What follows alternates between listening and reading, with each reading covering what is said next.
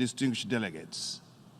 I bring fraternal greetings from His Excellency Dr. John Pombe Joseph Magufuli, the President of the United Republic of Tanzania, who, though he had so much wished to personally attend this very important gathering, could not be able to do so due to other exigencies at home.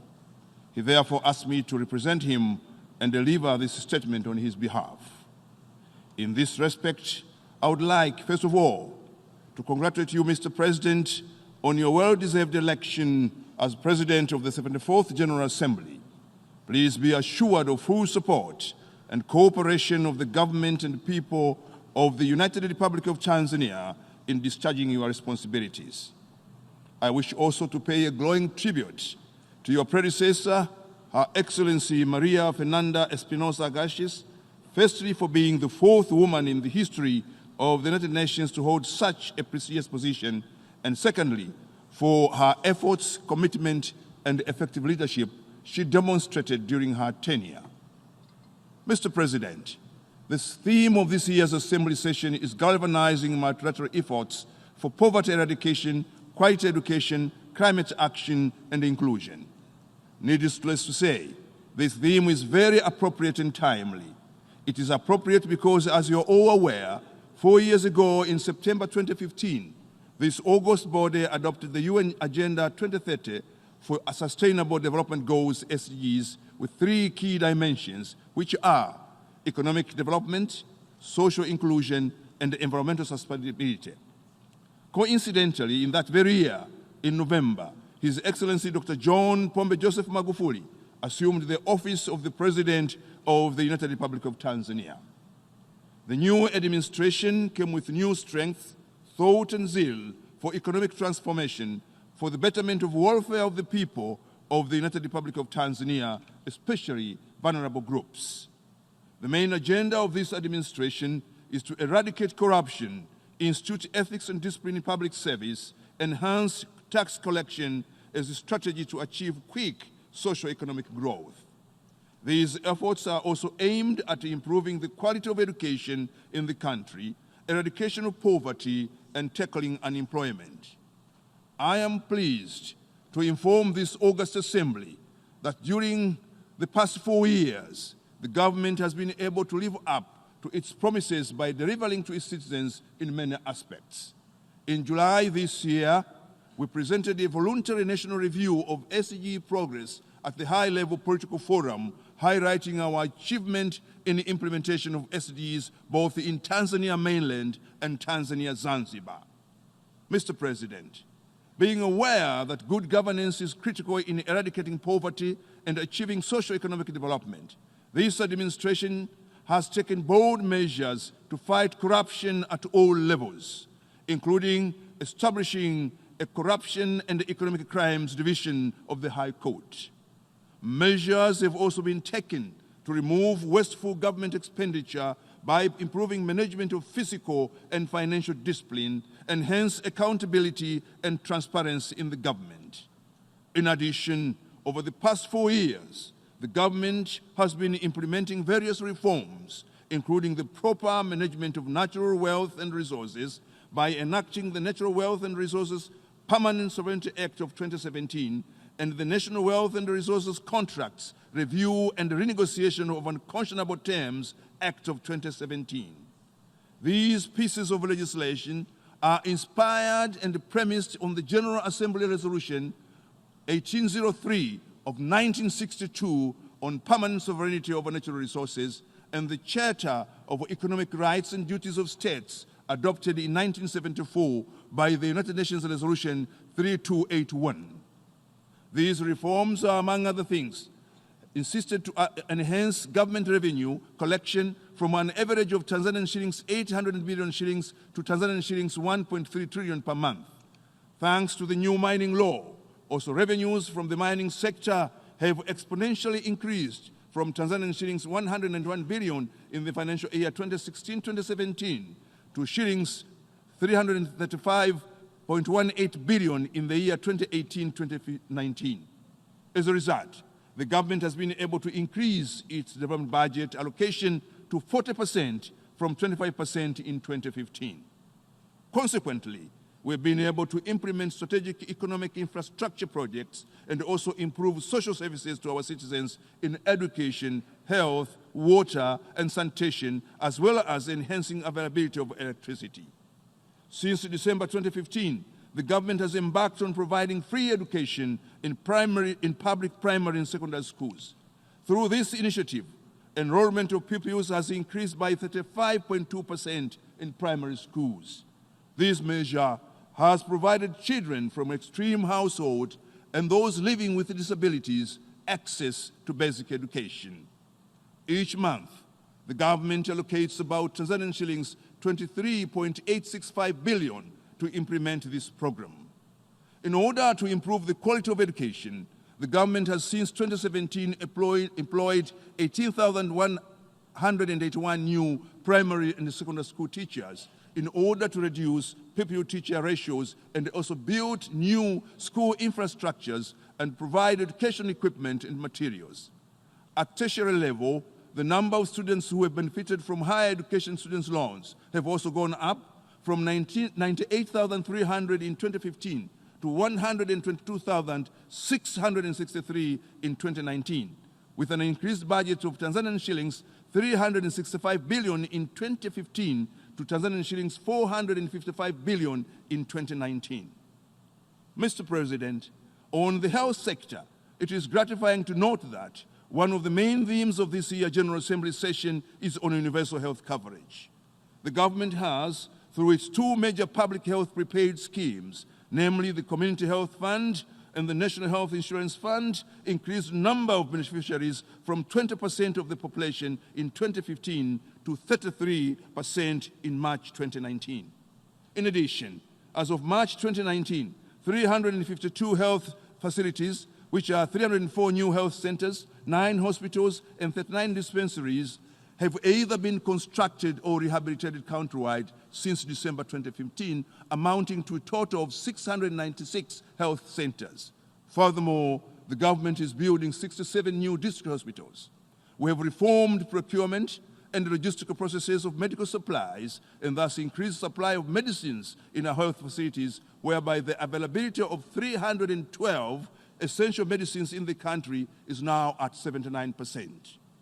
Regarding the energy sector, the government of the United Republic of Tanzania has embarked on a major program of rural electrification, whereby 5,109 new villages have been supplied with electricity since December 2015, making the number of villages with electricity in the country to reach 7,177 out of the total 12,259 villages.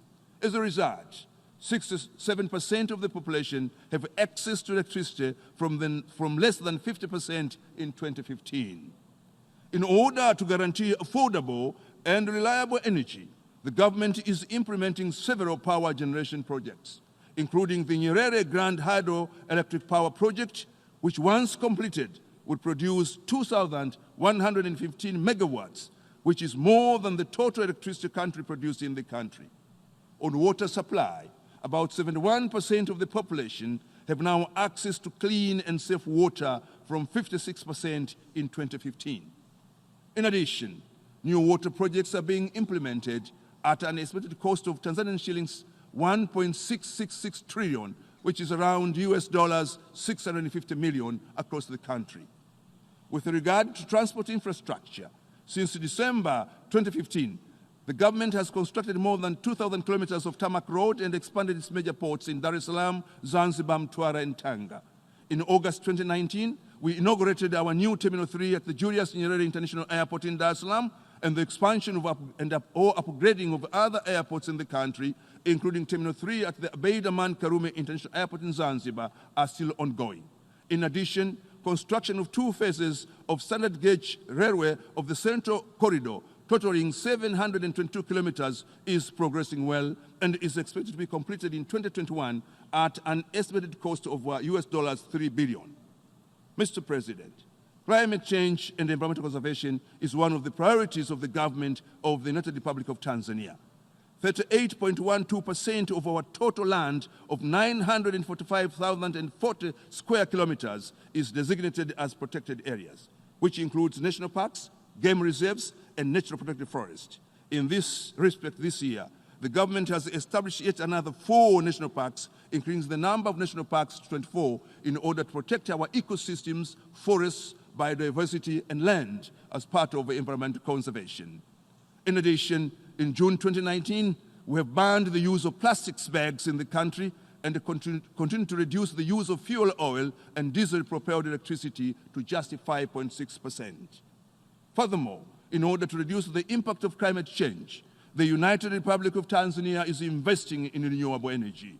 However, our efforts have been constrained by high cost of the renewable energy technologies. We therefore urge the international community to collaborate in order to make the renewable energy technologies accessible and affordable. Mr. President, the government of the United Republic of Tanzania remains committed to promoting democracy, good governance, human rights, and the rule of law. Indeed, these democratic principles are guaranteed in our Constitution. As I speak, there are 21 registered political parties in the country operating freely, and some are represented in parliament. In the case of Tanzania's Zanzibar, 3 opposition party leaders are in government, and one of them is here with us today. Mr. President, the United Republic of Tanzania has a vibrant and diversified media representing different expressions of opinion, as evidenced by 152 registered radio stations, of which only 3 are state-owned. In addition, Tanzania has 34 television stations and only 2 are state-owned, and has also granted 172 newspaper licenses. Mr. President, in improving investment in business climate in our country, the government has from 1st July 2019 started implementing its blueprint for regulatory reforms to improve business environment in Tanzania. In fiscal policies, we have abolished more than 154 taxes.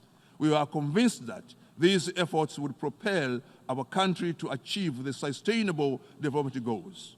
Mr. President, unfortunately, we are witnessing an increasing trend within the international system moving towards unilateralism.